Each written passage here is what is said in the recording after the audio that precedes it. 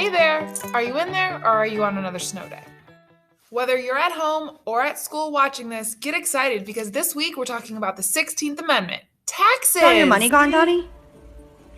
Taxes. 6, 9, 10, 11. Let me fix my houses. Bug, it's okay. It's part of the game. No, it's not. It's not fun. It's not fun to what? It's the worst part of the game. It's what? Taxes. Oh man, don't cry. We need taxes. Taxes pay for things like healthcare, education, our defense, our military, transportation, our roads. It's definitely an important aspect of government. And it says it right here in the 16th Amendment. Congress has the power to lay and collect taxes on incomes from whatever source derived without apportionment among the several states, and if without regard to any census or enumeration. I know what you're thinking. Hello, people, Boston Tea Party, did you learn nothing?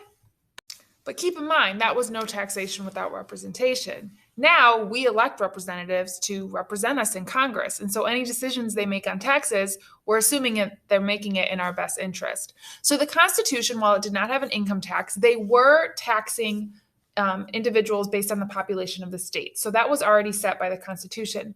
The Populist Party around the late 1800s, they were worried that the usage of tariffs by the federal government and the distribution of wealth in the country was harming democracy and the livelihood of Western farmers. A big part of the income generating population, so rich Americans who were making money, they weren't paying anywhere near what other income earners were being required to pay. And so this is kind of what led to the discussion and eventual ratification of the 16th Amendment. And if you're still tuning in each week because you want to have fun tips to remember the amendments, here's what I got for you for the 16th Amendment. I generally ask, so what happens for the first time at the age of 16? No, not driving a car, although that happens too. Yes, you get your first job. And when you get your first job, the most exciting part is getting your first paycheck. And then when you open your first paycheck, you see taxes. The 16th Amendment. Congress can tax our incomes, and more specifically, it allowed for a federal income tax. Taxes increase as your income increases. But rather spend time talking about the historical aspect of the 16th Amendment, I did want to this week kind of address what you might hear when politicians or the news is talking about our tax code or talking about what one party is going to do differently than the other party, and how that can affect when you file your taxes. Life, liberty, and property. It's John Locke. This is your lunch. Now, you should be able to do whatever you want to with this, right? If you want to eat all of it, great. If you want to throw it away in the garbage, that's your prerogative. But here I come, the government. And I get to take 40% of your lunch. And that, Lauren, is how taxes work. That's not fair. You're learning. Uh-oh. Capital gains tax. I unfortunately can't spend this video getting you all through filing your taxes. I would have to record 130 separate videos for each of my students because you all are going to have different circumstances when filing your taxes. The tax code is so long, and there are just so many details that come up with just so many different things. I myself have been using TurboTax since I was a college student. A few years here and there, I paid someone to do my taxes for me, but every year something different comes up. It's pretty basic when you're younger and you don't have many responsibilities, but getting married and buying a house and selling a house and having babies, that adds to kind of some of the difficulties in filing taxes. So if you were excited that I was going to help you file your taxes, I am sorry to let you down, but I can stand here to offer you a reminder to make sure you get your taxes filed. Friendly reminder to you and your parents, you have until Thursday, April 15th. I myself intend on using if we have another snow day, I think I'm going to use that snow day to do my taxes. We'll see. Maybe no more snow days, but I'll still have to do my taxes. And you too. Maybe. Maybe you don't even have to file taxes. See what I mean? There's just so many different variables. All right, back to government class. Let's talk about the progressive income tax that was created with the 16th Amendment. With the progressive income tax, the more money you make, the higher percentage you are taxed. And this is determined by tax brackets. These are tax brackets for 2019. Simple, right? But many of us make a common mistake when looking at this. Let's say my income is $84,000. You might think that puts me in the third bracket, so I would owe the federal government 22% of my income. This is wrong, and it's causing us to have uninformed debates about tax policy. Here's how it actually works. Let's go back to my $84,000 income. Now, instead of thinking of tax rates as brackets, we should think of them as pockets. But first, there's one special pocket we need to talk about. The money we put in this pocket is not taxed. The government automatically lets single people put $12,000 in this special pocket, and more for couples. But if you spend a lot of money on things like medical expenses or charitable donations, you can sometimes put in more. These are called deductions. With the $70,000 that's left over, you can start filling up the pockets. The first pocket only has room for $9,700, so I only pay 10% on this money. Then I pay 12% on the money in the next pocket.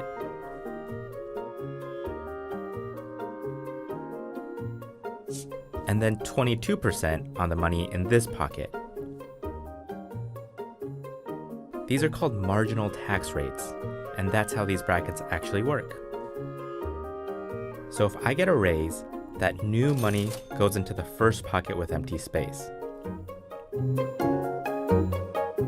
When space runs out, we put it in the next pocket. So the raise, and only the raise, would be partially taxed at 22% and partially at 24%. So when politicians say they want to raise the top tax rate, doesn't necessarily mean these pockets and your money are affected. They're talking about tax rates on the pockets way over there, which are only used once people have filled in these smaller ones. Marginal tax rates are a pretty simple concept once you get the hang of it. Now, if you're thinking, Mrs. Griffin, you could easily explain that to all of your students. Just, we'll tell you how much we make. But it gets even a little bit more complicated. The video mentioned certain deductions or exemption. So this is money that goes in the pocket that's not taxed. And so this would include things like education loans, contributing to charities, your medical and dental expenses, home mortgage points. And so this is kind of when it gets a little bit tricky, and each of you are going to have a different set of deductions that you'll qualify for. Students ask for extra credit in class. There's also income credits. And so those come into play. Things like having a child, owning a home, healthcare credits, education credits, the list go on and on and on. Something new this year is people in certain professions like teachers, for instance, we can actually write off some of the money that we use on COVID-related materials. So we've always been able to write off if we use anything like technology-wise, but now the purchase of masks out of our own money or hand sanitizer, that can actually go towards a certain amount that teachers can write off. It's considered a business expense if we're using it for our business. Those of you who have parents who own their own business, I can't even pretend to understand all of the different tax write-offs or deductions or exemptions they might qualify for. Here's the thing. Like most topics that I bring up in government class, you're going to have a variety of opinions and a variety of people who know the way to make things work. But if you really look, we all have a general consensus that we can agree on. And we all can agree that the government needs money to function. We also all can agree that a really great way to get some of that money is through taxes. But what we can't agree on, and what you will hear different opinions on, is how to tax. And so that's what I wanted to talk about this week. Let's first look at what someone who agrees with the progressive income tax and feels like they've found the sweet spot would say about the progressive income tax and why it's the best way to fund the government to help both the rich and the poor. The 70% number comes from two economists who are interested in a concept called optimal tax theory. And it starts with a simple question. How can we tax people so that all citizens are as well off as possible? And we can understand this concept by looking at two potato farmers, a very rich one and a poor one. The government comes to collect taxes, one potato from each farmer. That doesn't really hurt the rich farmer. If he loses that potato, his life doesn't get much worse. In other words, that one potato is worth almost nothing to him. But for the poor farmer, one potato is worth a lot more. His family might eat less that day. This isn't a scenario where everyone is as well off as possible. So the government decides to shift the tax burden. It will increase taxes on rich farmers to pay for programs that benefit the poor. Because as long as the rich farmer has more, one potato is still worth less to him than it is to the poor farmer. So the rich farmer's taxes go up. And then they go up some more. And more people are better off. But then something happens. When the government takes more, the rich farmer no longer thinks it's worth it to grow so many potatoes. So he grows fewer potatoes. And that's okay for a while. But then one year, the government asks for even more. And when the rich farmer hands it over, the government realizes that it's collecting fewer potatoes than the previous year. That's because the high taxes have made the rich farmer shrink his farm so much that taxing a larger portion no longer yields more potatoes. Ultimately, this means the government can't help poor farmers as much. And when the government charts it out, it realizes that it's not just low taxes that result in low revenue. High taxes do too. So it uses a time machine to rewind to when tax rates were in a sweet spot, where government could make sure people were as well off as possible without discouraging work so much that it's counterproductive.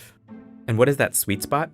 Economists disagree on where exactly it is. You might be thinking, okay, I got it. This makes sense. Let's keep at it. Or maybe you're thinking, well, that's not fair to the rich. And didn't you say earlier that it was really complicated, Mrs. Griffin? You might agree with something that's called a flat tax, where everyone pays the same percentage, no matter their income. The American Revolution started as a tax revolt over a single tax on tea. Now look at us. It seems like everything we do is tax. The system behind these taxes is a bureaucratic monstrosity, a deadweight on the economy. And it erodes our trust in the government that's taxing us. If you have enough lawyers, lobbyists, and loopholes at your disposal, maybe you can game the system. That's fine for big corporations and wealthy individuals, but what about the small business owner or the middle-class taxpayer? He just has to shut up and pay up. Nothing illustrates the disaster that our tax system has become than the mother of all taxes, the Federal Income Tax Code. This tax alone, with all its attendant rulings and interpretations, is estimated to be about 10 million words and rising. Several years ago, Money Magazine took a hypothetical family's finances and gave the numbers to 46 tax preparers. 46 different estimates came back. In some cases, those differences ran into the thousands of dollars of what the family owed. This from experts who are considered to be the best in the business. But the taxes themselves are only part of the cost of this toxic code. There's also the cost of compliance, the time, money, and effort it takes for Americans to prepare their taxes. A George Mason University study puts the annual cost of compliance as high as $378 billion, and the total annual economic cost, including work hours, at more than $600 billion. Again, these are annual costs, as in every year. That's a lot of money that could be used in more productive ways, creating new products, new services, new medical devices, new cures for diseases. Clearly, the time has come to drive a stake through the heart of this tax monster. So what should be done? Like most things, the best solution is the most simple. A single flat tax with no deductions, except for a deduction for each adult and for each child. Fill out a sheet of paper or key in a few numbers on your computer, and you're done. This one change would not only make every citizen's life easier, would also transform government, our economy, and our society by ending the complexity that gives bureaucrats and politicians so much power. They have power because they're the ones who dole out the tax favors. It wasn't always this way. There was a time when corporations primarily lobbied Washington to keep government out of their businesses. That has changed. In the words of The Atlantic, the evolution of business lobbying from a sparse reactive force into a ubiquitous and increasingly proactive one is among the most important transformations in American politics over the last 40 years.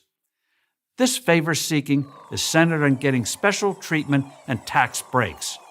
A flat tax will help us begin to scale back that special interest-loving, crony capitalist big government that we all complain about. Everyone would pay less, not only in taxes, but also in compliance. Investment and job creation would skyrocket. We'd experience a recovery that would grow the tax base and, irony of ironies, ultimately generate more revenue for government. I go into this in much greater detail in my book, Reviving America, but here in essence is how it works. Everyone, individuals and corporations, pays a 17% flat rate. This single rate is absolutely critical. Whenever we have two or more tax rates, they're like rabbits. They breed. We saw that with the 1986 tax reforms, which consisted of two rates. They've since multiplied into the 7 we have today. Well, you might argue, this sounds great for the rich and even the middle class, but what about the poor? 17% is a big burden.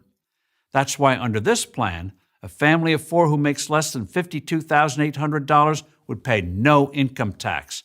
That's double the current federal poverty level. This will let people at low income levels keep more of their money. And for those who think the rich should pay more, they will. Prior to the passage of the tax cuts that President Ronald Reagan pushed through Congress in 1981, the top 1% of American earners accounted for nearly 18% of federal personal income tax revenue. By 1988, that same group accounted for nearly 28%, an increase of 10 percentage points in only 7 years. By eliminating loopholes and requiring everyone to pay their fair share, the flat tax offers a model of tax fairness. More than 40 countries and jurisdictions have enacted the flat tax.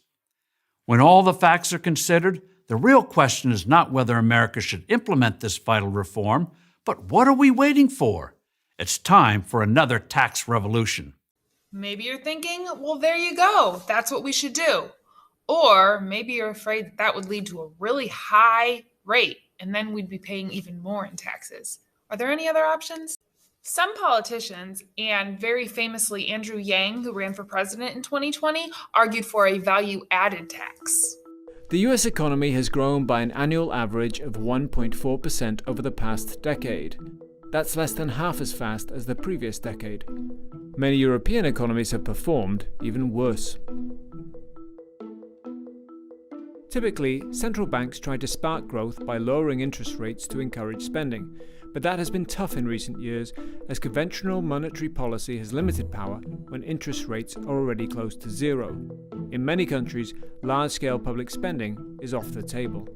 So what policies could help push developed economies out of the trap of low growth, low inflation, and low interest rates? 3 economists argue that the answer may be VAT. VAT is an acronym and stands for value-added tax, and in simple terms, you can actually think of it like a federal sales tax, but levied actually at each stage of production. Consider buying a box of cookies at the supermarket. When the farmer sells grain to the factory, VAT would be added on top. When the factory sells the cookies to the supermarket, VAT would be added again. And when the supermarket sells the cookies to you, it adds on VAT once again. In 2005, Germany announced an impending VAT hike of 3% to go into effect in 2007. The announcement provided just the kind of growth stimulus that developed economies desperately need today. Looking at aggregate data, you actually see a large consumption boom after the announcement of the VAT increase and before the actual enactment. You see actually that the willingness of German consumers to increase their consumption after the announcement increased by 34% relative to before and relative to actually similar households in European countries. We would expect a large consumption boom and huge growth rates in the US economy, potentially going back to rates we've seen in the past. At the same time, through those channels, we would immediately have increase in inflation expectations. Ultimately, inflation would actually pass those periods of low nominal interest rates and allowing the Fed to actually achieve one of its main goals, which is price stability, but also the secondary goal, which is actually full employment. During the 2016 US primary elections, Senator Ted Cruz proposed a 16% VAT that would net $16 trillion over the next decade, according to the Tax Foundation. A national sales tax is not a new idea, but it's often overlooked because such taxes disproportionately affect the poor, who end up spending a much larger portion of their income on the kinds of things that get taxed. The researchers believe they have a fix for that. What we could do is, for example, have tax rebates to the poor, or in case the poor households do not pay taxes, we could actually think about direct transfer to those type of households. In 1991, Canada introduced a 7% sales tax. The policy was so unpopular that the governing party lost nearly all of its seats in the next election. Raising taxes is always politically risky, but the upside is that a value-added tax could help improve economic growth. That might sound great, and some states actually do that and they don't have an income tax. However, when we use a value-added tax, then we are kind of tied to how our economy is doing at that time. Maybe you're still with this kid. Taxes. Perhaps you think, quite simply, taxation is theft. If you think we should spend more or less money on our military, or more education, or less money on education, then this is probably going to be something that you're going to more align with. You get to choose where your tax money goes. Imagine you have a friend called George. You've been friends since childhood. Although you're not as close as you were back then, you still see each other once in a while and get along very well. One day, you and George are approached by an old mutual friend, Oliver. Oliver explains that he's had a run of bad luck and is raising money to cover tuition fees for his kids. You want to help Oliver out, so you give him some money. To your surprise, George doesn't offer Oliver any help. You try to persuade him, but it's no use. Imagining yourself in this situation, do you think it's okay to threaten to use physical force against George to get him to do the right thing? Now imagine a slightly different situation. This time, a group of your friends take a vote. 6 out of 10 are in favour of threatening George to get him to help Oliver.